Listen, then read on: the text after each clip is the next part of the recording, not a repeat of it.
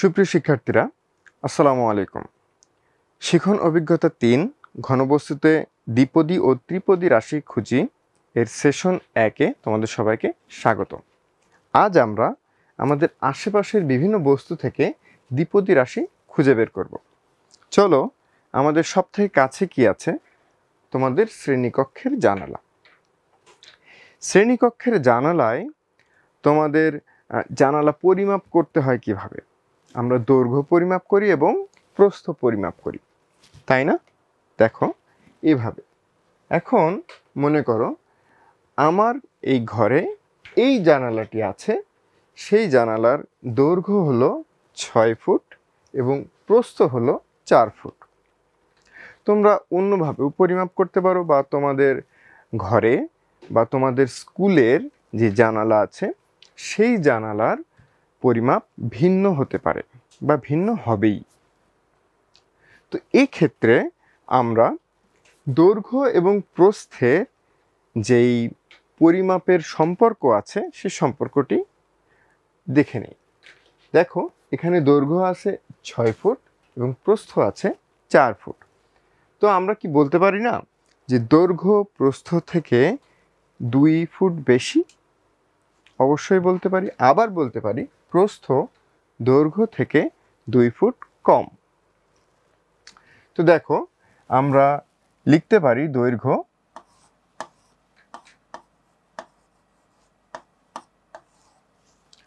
দৈর্ঘ্য সমান প্রস্থ যোগ 2। ঠিক আছে? অথবা আমরা বলতে পারি প্রস্থ সমান দৈর্ঘ্য বিয়োগ 3। বলো তো, এখানে কি আর কোনোভাবে করা সম্ভব? হ্যাঁ, অবশ্যই সম্ভব। কিভাবে? আমরা প্রস্থকে 2 দিয়ে গুণ করব। গুণ করলে কত হয়? দেখো, 4 গুণ 2 অর্থাৎ 8। 8 থেকে আবার 2 বিয়োগ করলে হয় 6। তো আমরা এখানে যেমন করেছিলাম দৈর্ঘ্যের ক্ষেত্রে করেছিলাম 4 যোগ 2, আবার অন্যভাবে আমরা কি করছি? 2 গুণিতক 4 বিয়োগ 2। দেখেছ, আমরা কিন্তু এই যে রাশিটি লিখেছি সংখ্যার রাশি, সেই সংখ্যার রাশিতে কয়টি পদ আছে? দেখো, 2টি পদ আছে। কি কি? একটি 4 এবং একটি 2। পদ 2টি আছে। তাহলে বলো তো, এখানে কয়টি পদ আছে? কি তোমাদের কি মনে হচ্ছে এখানে 3টি পদ থাকতে পারে, তাই না? না, এখানে 3টি নয়, এখানেও 2টি পদ আছে। দেখো, এই 4 গুণ 2 একটি পদ এবং 2 আরেকটি পদ। কেন আমি 4 গুণ 2-কে একটি পদ বলছি? কারণ পদগুলো একটি অপরটি থেকে যোগ অথবা বিয়োগ দিয়ে আলাদা হবে, গুণ অথবা ভাগ দিয়ে নয়। আমি আবার বলছি, পদগুলো একটি অপরটি থেকে যোগ অথবা বিয়োগ দিয়ে পরস্পর আলাদা হবে, গুণ অথবা ভাগ দিয়ে নয়।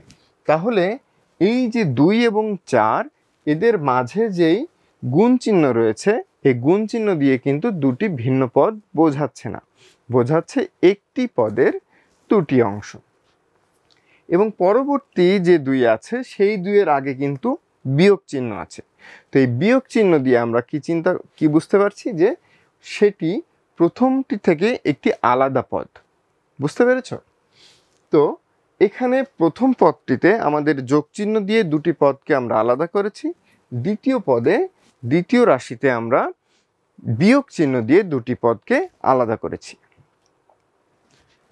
তো চলো, আমরা আমাদের সবচেয়ে কমন যে জিনিসটা আমাদের স্কুলে সবার প্রথমে যেটা দেখি সেটা কি? জাতীয় পতাকা, তাই না?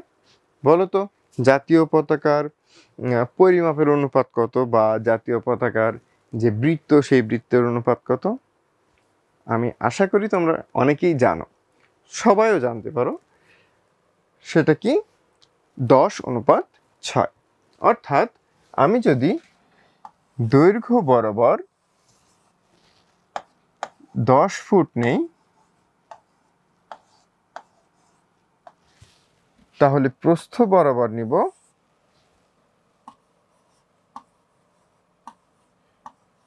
6 ফুট। ঠিক আছে, তাহলে বলো তো এখন এই দৈর্ঘ্য এবং প্রস্থ যেই পতাকার, এই দৈর্ঘ্য এবং প্রস্থের যেই পরিমাপ, সেই পরিমাপকে আমরা এখন দ্বিপদী রাশি দিয়ে প্রকাশ করতে পারি না? অবশ্যই পারি।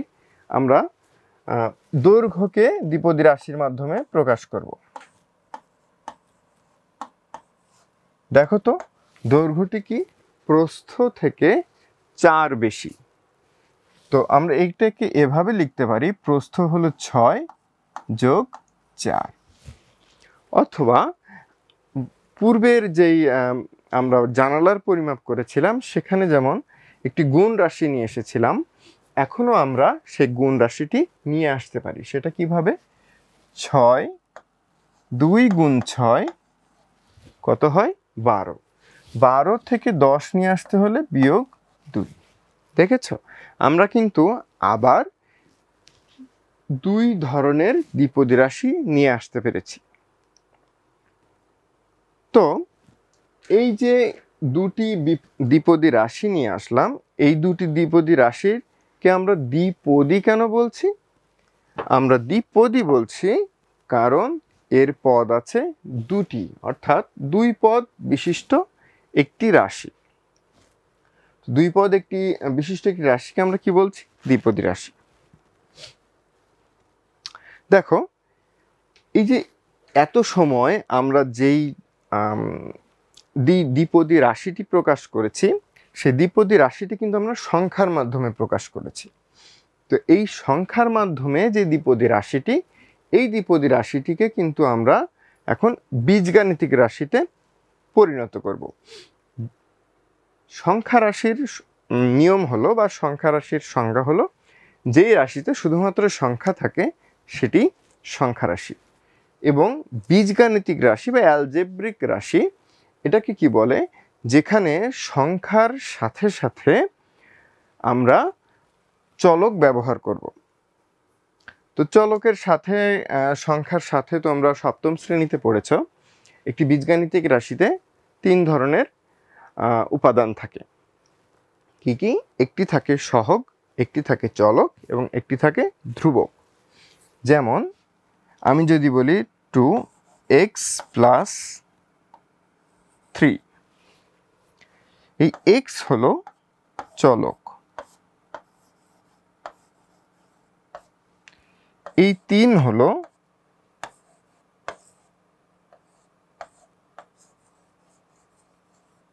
ধ্রুবক, আর এই 2 হলো সহগ। তোমরা আশা করি সবাই মনে করতে পেরেছ। চলো এখন আমরা একটি চিংড়ির ঘের সম্পর্কে জানি। তোমরা কি জানো চিংড়ির ঘের কি? চিংড়ির ঘের হলো সেই জলাশয় যেখানে চিংড়ি উৎপাদন হয় বা চিংড়ির চাষ হয়। ঠিক আছে, তো এখানে দেখো, এখানে এক ব্যক্তি চিংড়ির চাষ করছে। তোমাদের বইয়েও এই চিত্রটি রয়েছে। সেখানে বি একটি বড় জলাশয় আছে, সেই বি জলাশয়ের পাশে 2টি ছোট জলাশয় আছে। আমরা সেই ছোট জলাশয়ের একটিকে বলছি এ। দেখো, যদি আমরা চিত্রটিকে সরাসরি এভাবে দেখি, তাহলে এই যে ছোট জলাশয় এটি এ, এবং এই ছোট জলাশয় এবং এই ছোট জলাশয়, এই 2টি জলাশয়ই কিন্তু একই পরিমাপের। কিন্তু বি জলাশয়টি এ জলাশয়, এর যে 2টি এ জলাশয়, সেই 2টি জলাশয়ের দৈর্ঘ্যের যোগফল কিন্তু এই বি এর দৈর্ঘ্য। ঠিক আছে, অথবা আমরা যেহেতু এটি একটি বর্গাকার জলাশয়, তো আমরা বলতে পারি এ জলাশয়ের দৈর্ঘ্য এবং প্রস্থ তার যদি যোগফল করা হয় তাহলে বি জলাশয়ের দৈর্ঘ্য পাওয়া যাবে। তাহলে আমি যদি বলি বি জলাশয়ের দৈর্ঘ্যটা কি? বি জলাশয়ের এই যে দৈর্ঘ্য বা এক বাহু, দৈর্ঘ্যটি হবে এ জলাশয়ের এ এর দৈর্ঘ্য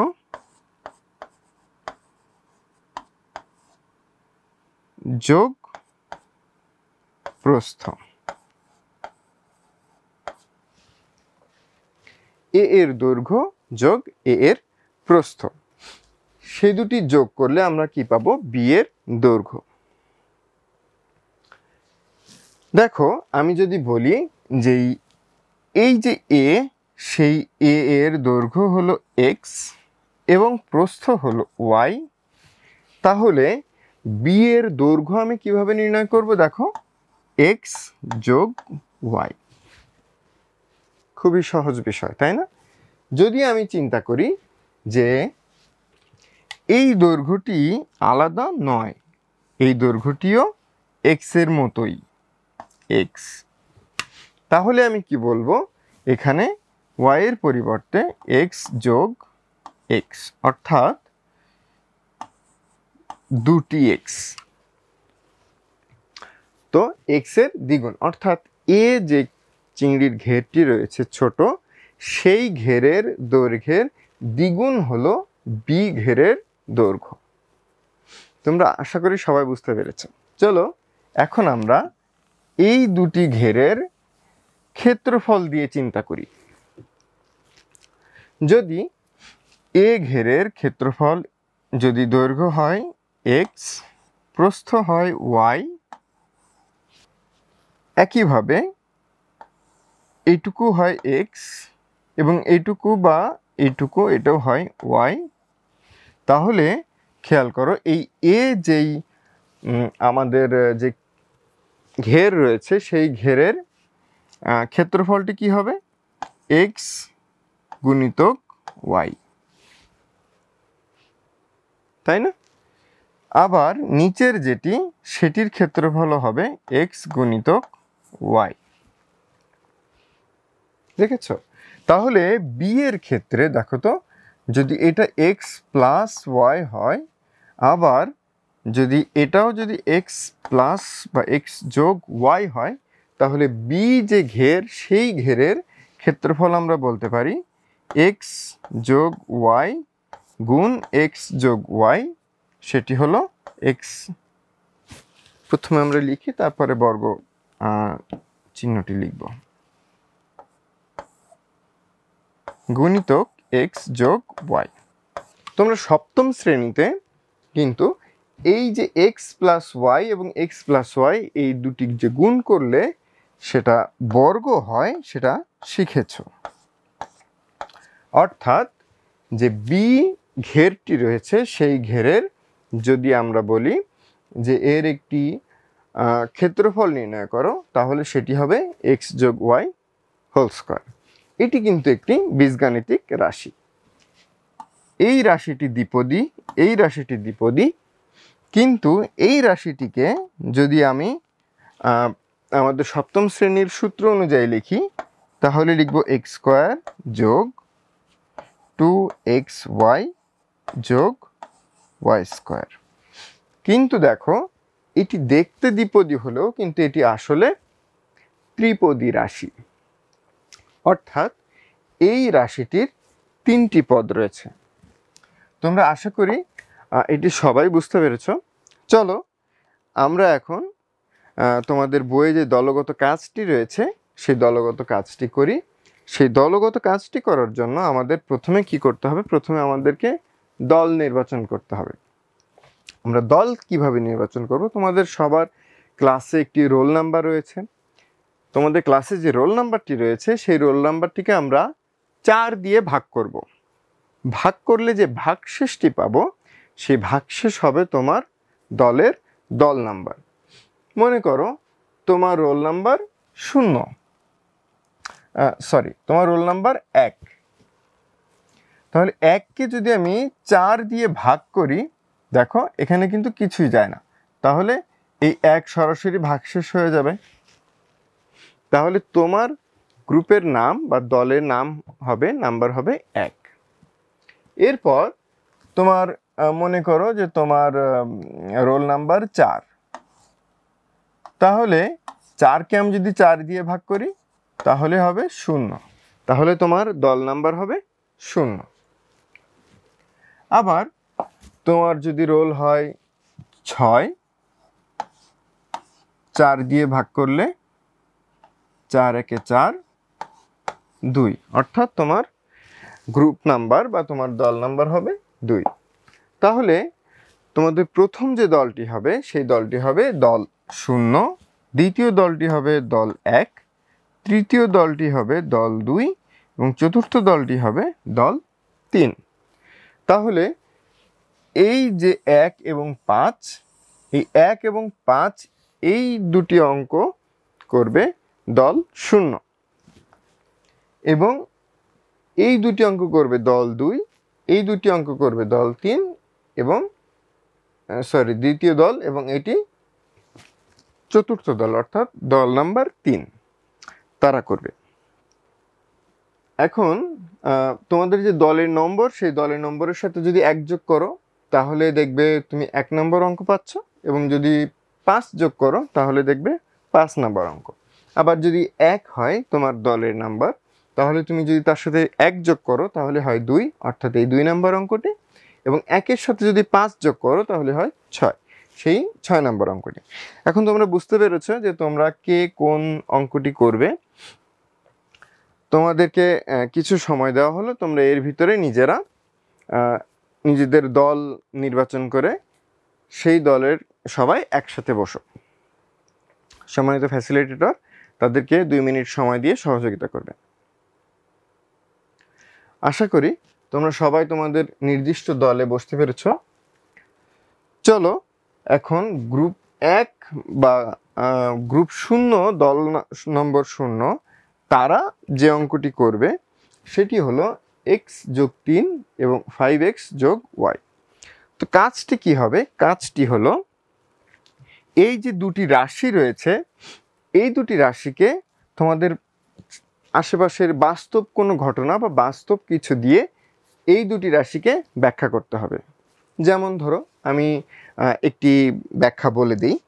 মনে করো তুমি তোমার বাড়িতে আছে তোমরা 2 ভাই বোন বা 2 ভাই। তো তুমি তোমার ভাইয়ের থেকে 3 বছরের বড়, বা তুমি তোমার বোনের থেকে 3 বছরের বড়।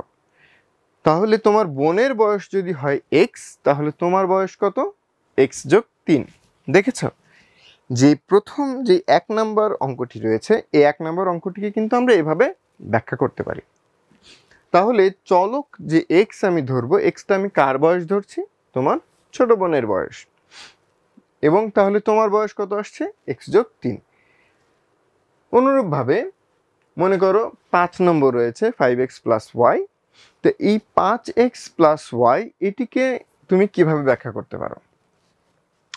মনে করো আমরা সচরাচর বাজারে যাই আমাদের নিত্য প্রয়োজনীয় জিনিস কেনার জন্য। সেখানে গিয়ে তোমার বাড়ি থেকে বললো যে তুমি 5 কেজি আলু এবং 1 কেজি পেঁয়াজ কিনে নিয়ে আসবে। তো মনে করলাম আলুর ওজন বা আলুর যেই দাম সেই দামটি হলো x টাকা, এবং পেঁয়াজের যেই দাম সেই দাম হলো y টাকা। তাহলে তোমার মোট কত টাকা প্রয়োজন হবে? যদি x টাকার আলু হয় তাহলে তোমাকে 5 কেজি আলুর জন্য 5x টাকা প্রয়োজন। কিভাবে? মনে করো আলুর দাম এখন 40 টাকা কেজি। তো তুমি যদি 5 কেজি আলু কেনো তাহলে 5 গুণ 40, এবং যদি 1 কেজি পেঁয়াজ কেনো তাহলে কি হবে? সেই পেঁয়াজের দামটা এই আলুর দামের সাথে যোগ করতে হবে। দেখেছ? তো এই রাশি দিয়ে আমরা আমাদের নিত্য প্রয়োজনীয় জিনিস বা আমাদের আশেপাশে সব কিছুকে আমরা বীজগাণিতিক রাশিতে পরিণত করতে পারি। তোমরা এখানে আরো যে 3 জোড়া অঙ্ক রয়েছে সেই 3 জোড়া অঙ্ক দেখো। এখানেও আরো একটি উদাহরণ দেওয়া হয়েছে। উদাহরণটি কি? যে তোমার কক্ষের দৈর্ঘ্য x মিটার, কিন্তু অষ্টম শ্রেণীর কক্ষের দৈর্ঘ্য তোমার কক্ষের দৈর্ঘ্যের থেকে 3 মিটার বেশি। তাহলে অষ্টম শ্রেণীর কক্ষের দৈর্ঘ্য কত হবে? x plus 3 metre. আবার একটি কলমের মূল্য x টাকা এবং একটি পেন্সিলের মূল্য y টাকা হলে 5টি কলম ও একটি পেন্সিল কিনতে লাগবে 5x প্লাস y টাকা। একইভাবেই আমরা কিন্তু আলু পেঁয়াজ দিয়ে আগে করেছি, তাই না? এখন এই যে ছকটি আছে, এই ছকটি দল শূন্য এর মূল্যায়ন আমি একটি বলেছি, তোমরা বাসায় গিয়ে তোমাদের মতো আরও একটি মূল্যায়ন বা আরও একটি ঘটনার সাথে তোমাদের এই বীজগাণিতিক রাশিগুলোর মিলিয়ে দেখবে, এবং দল 2, দল 1, দল 2 এবং দল 3 তোমরা সবাই বাসা থেকে করে নিয়ে আসবে।